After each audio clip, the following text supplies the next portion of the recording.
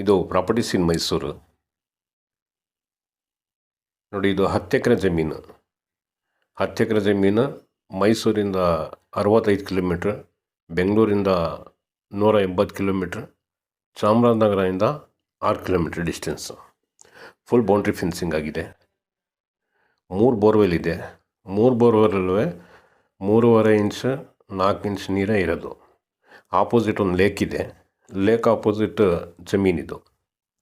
Clear title, general category, ಆಮೇಲೆ immediate register ಆಗೋಂಥ ಜಮೀನಿದು. ಈಗ ನೋಡಿದ್ರಲ್ಲ, ಅದೇ ಥರ ನೀರಿರೋದು 3 ಬೋರ್ವೆಲ್ಲಲ್ಲೂ. ಇದು ಎದುರುಗಡೆನೇ ಲೇಕ್ ಇದೆ. ಈಗ ಲೇಕಿಗೆ ಸ್ವಲ್ಪ ತೋರಿಸ್ತೀನಿ.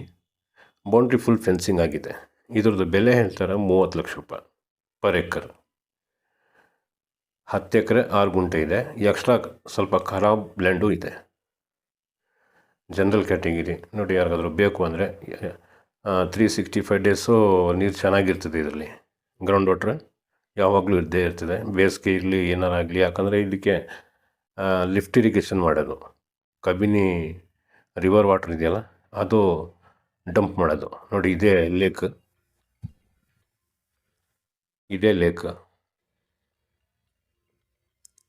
ಯಾವಾಗಲೂ ನೀರು ಇದ್ದೇ ಇರ್ತದೆ ಇದರಲ್ಲಿ. 700 ಎಕರೆದು ಲೇಕ್ ಇದು.